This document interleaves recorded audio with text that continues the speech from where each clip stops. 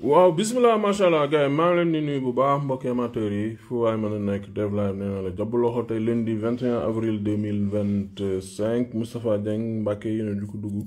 di leen wax joyeux Pâques et puis bon jour de férié hein ouais tey c'est férié à travers le monde en tout cas dëkk yoo nga xamante ni nii dañuy fête Pâques et tout donc voilà quoi xaaral ma plug lii comme ça ma mën ko charger alright I'm gonna get it. There we go. Voilà, guys, j'espère que vous allez bien. Live de Daygat, donc vous avez vite fait. Franco, j'espère que tu vas bien, mon frère. Joyeuse fête de Pâques à toute la communauté catholique et chrétienne à travers le monde. Aussi, ziar général, à mon démo, n'est-ce pas, di ziar sur une beaucoup de Sénégal, c'est comme ça, hein, ouais. Ben de que le commune de Ken nous quoi. Voilà, donc dina live ci kanam tout c'est Djiba mon frère, j'espère que tu vas bien. Dina live ci kanam ak comment il s'appelle Hassan Cissé, inchallah, vous l'aurez. Farid, comment tu vas mon frère? Nous depuis France. Donc on va faire le live à 20h hein. Ñu ñëwaat dem gis ngeen amna face à face bu amone digënté Lac de Guiers ak Ada Fass sen dernier face à face après combat. Bon, après c'est des civilités hein, mënuñu fa waxante dara lu rafet. Ku ci nek après day jël yoonama. Ada Fass a un combat MMA le 17 mai, Inch'Allah. Lac de Guiers, pour le moment, il n'a pas encore de combat. Même le meilleur Lac de Guiers, normalement, on a soit nous meilleure chance, soit nous meilleure chance. Bon, combat avec Tafatine pour man Djadouna. Donc Tafatine combat là, soit nous jël Tafatine aussi, bon, quand on finit Gris Bourdeau, combat là, ok. Sinon, tu bon quand il m'a dit que tu m'as meilleure chance, tu bois, hein. Et puis c'est tout. Alors, à part ça,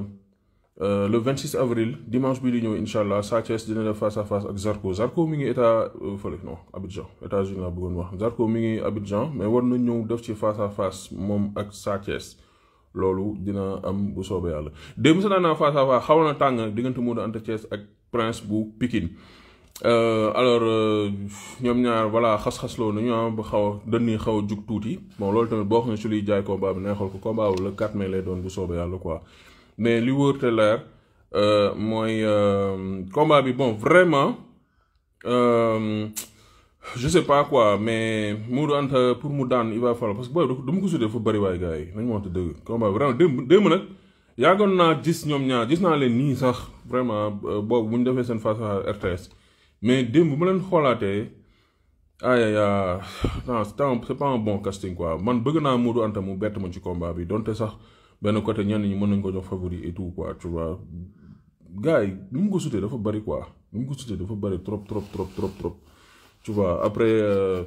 bëgg naa Modou Anta créer ma surprise tu vois mais ba instant yi nii may wax nii vraiment boy bi dafa mel ni moom moo nekk ci yoonu dem waaw man nag j'attends à ce que moom mu surprendre ma quoi su ma jógee foofu aussi donc combat le 4 mai la soreetul là donc dimanche bi bu ci topp la waaw jour yi dafa gaaw tey le 21 plus ok 20 plus 7 ça fait 27 soo si tegee beneen semaine je pense que on va arriver au 6 hein wala le 4 voilà donc 2 semaines moo ci des moins que ça sax donc moom mooy loolu dama bëggoon andi rek ñaari précision ñaari éclaircissement parce que bëgguma ci woon teel a wax parce que des fois doo jot élément yëpp xam nga affaire Covid bi dafa xew man nag je suis pas là pour juste défendre mbër yi mais je suis là aussi pour rétablir la vérité soo amee quoi tu vois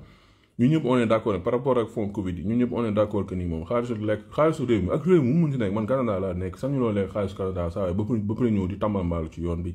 donc lu ñu dul nangu Canada nanguñu ko France waruñu ko nangu Sénégal nañu wax dëgg aussi quoi te tamit on sait que il y a des gens qui ont bouffé de l'argent aussi il y a des gens yoo nga xamante ne pour man ils sont sans scrupule sans cœur quoi parce que lu toll ni Covid tu vois c'est-à-dire man moo bon sens la quoi lu toll ni Covid tu vois ñi nekk ci ay jafe-jafe ñi liggéey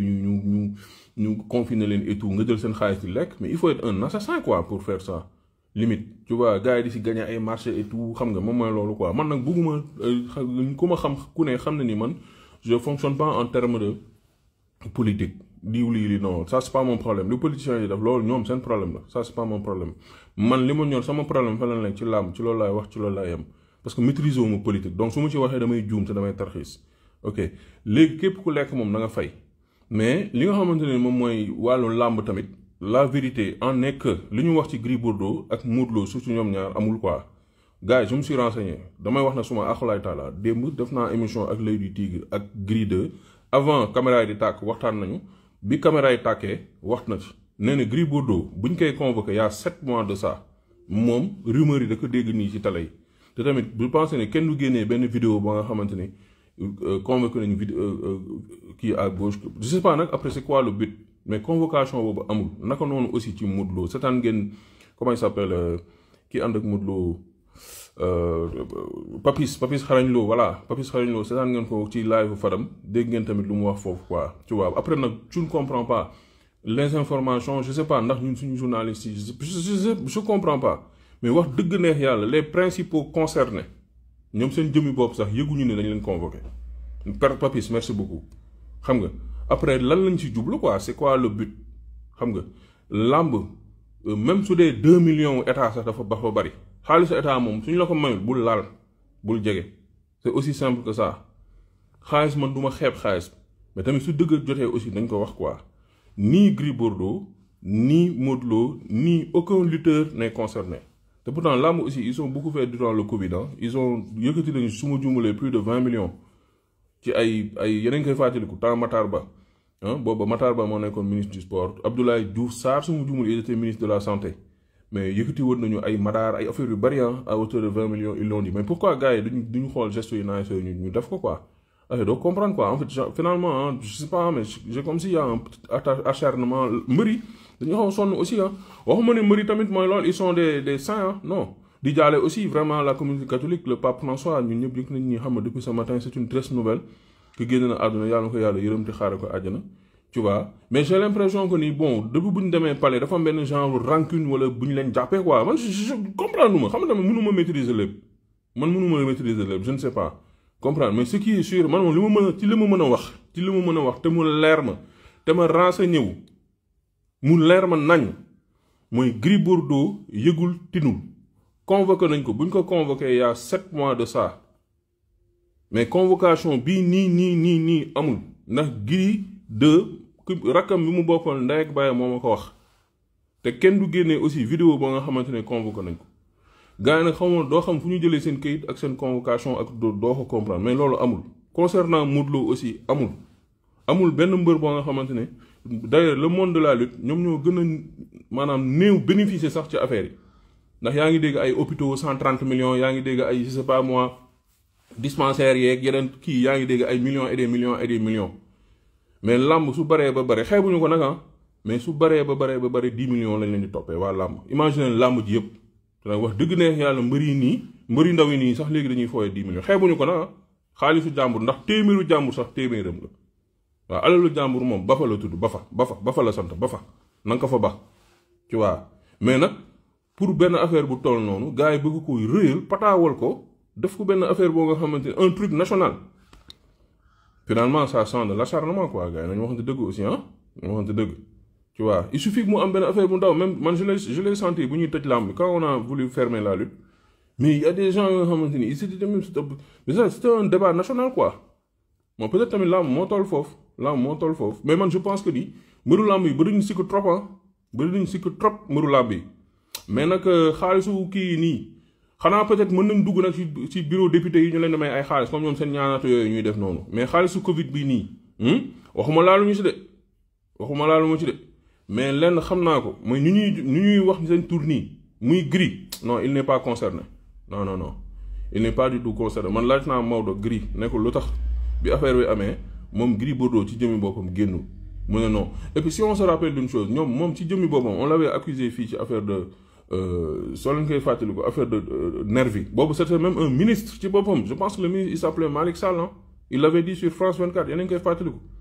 dafa ñëwoon tu vois ñëw accuser leen waa léegi violence ba am ci réew mi mëri ñoo c'est pas la première fois qu'on accuse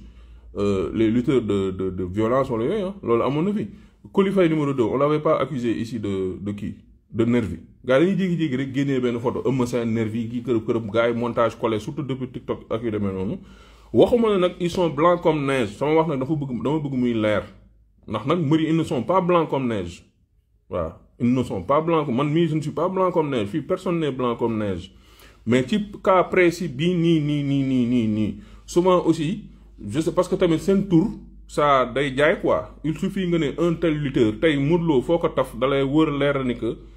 affaire bi dina def buzz Gris Bordeaux aussi loo ko wax dina leen dafay def buzz mais man li may ñaan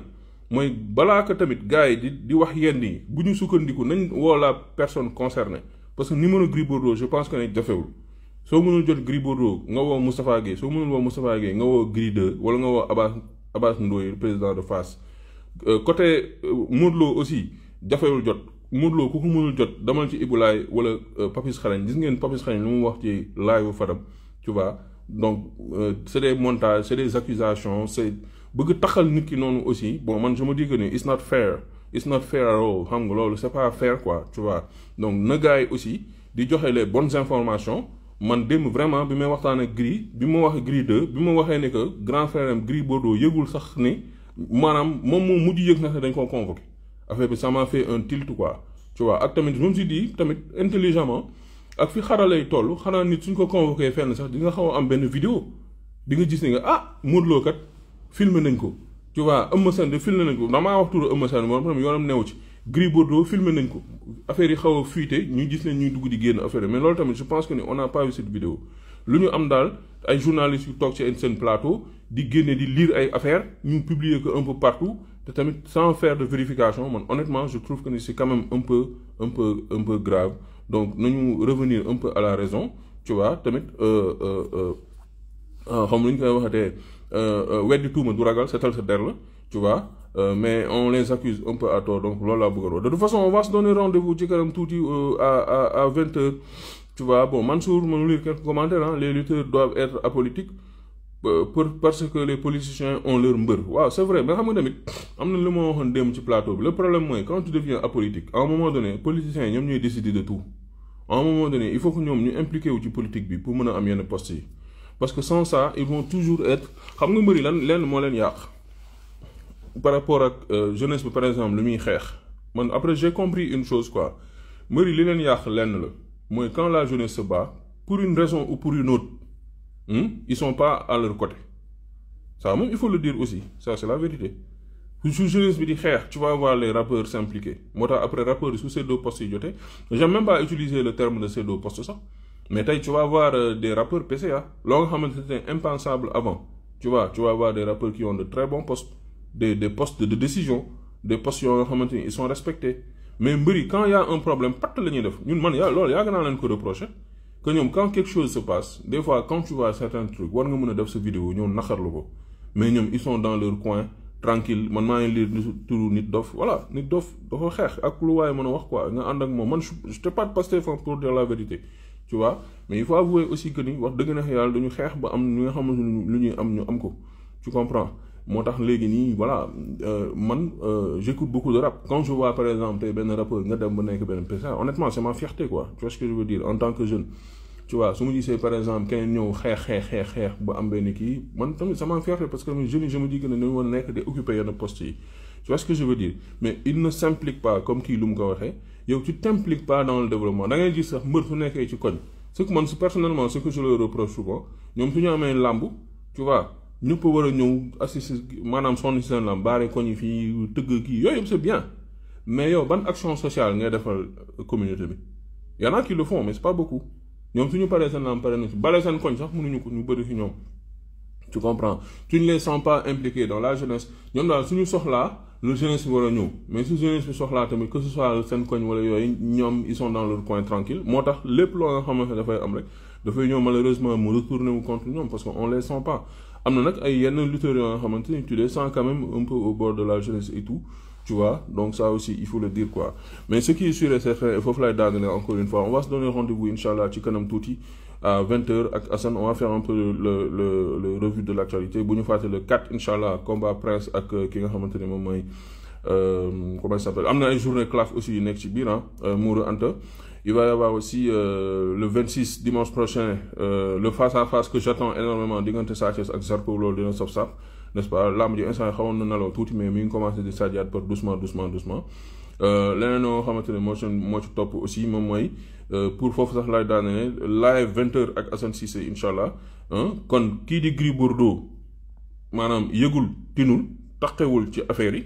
taxoon na ci sax pour dire la vérité tax nag ne ma bàyyi da nga lekk ma samay wax dafay leer mais loolu il y a 7 mois lañ ko convoqué woon beneen bi ci topp mooy ki nga xamante ne moom mooy Modou Lo aussi yëgul tinul déggaatuma nag beneen mbër ñoom ñaar ñoo ci gën a fës donc vraiment loolu laa bëggoon leeral Dave la bu Lamb Diaspora on se donne rendez-vous tout à l'heure ci kanam maa ngi leen di inchallah di leen big up xam nga all over the world man dem naa.